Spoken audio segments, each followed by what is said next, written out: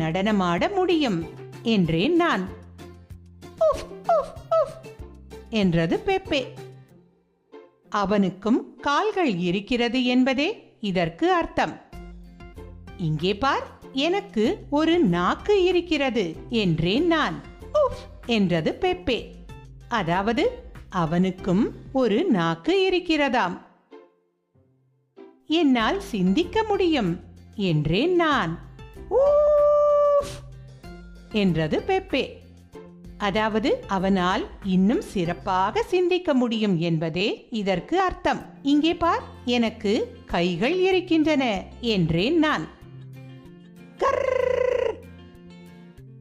என்ற பெப்பே பின்னால் திரும்பி தனது சிறிய வாலை காட்டியது. அதாவது அவனுக்கு ஒரு வால் இருக்கிறதென்றும் எனக்கு வால் இல்லை என்றும் அர்த்தமாம். ஆனால்